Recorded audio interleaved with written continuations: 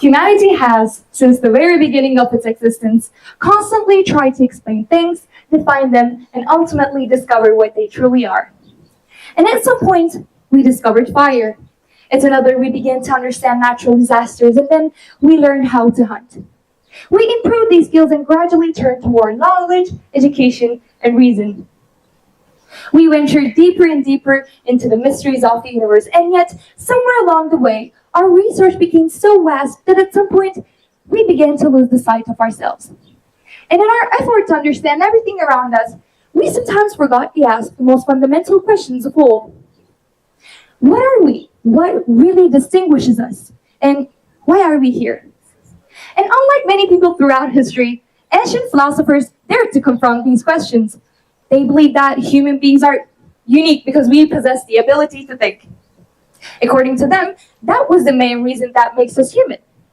But if thinking is really what makes us human, then why do some of our most profoundly human behaviors occur beyond the boundaries of logic?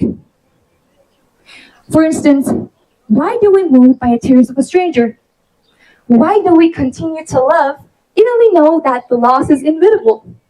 Or why are we keep searching for an answer in an infinite universe?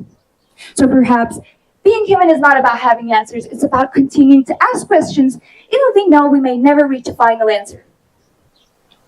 And while these ideas were being debated, scientists, on the other hand, offered a completely different perspective. They believe that human beings are unique because of the intelligence gap. But is that really the case?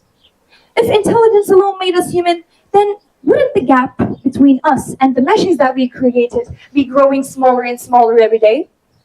Because robots can perform calculations faster than any of us, right? Or artificial intelligence, as known as AI, can process enormous amounts of information and data within seconds.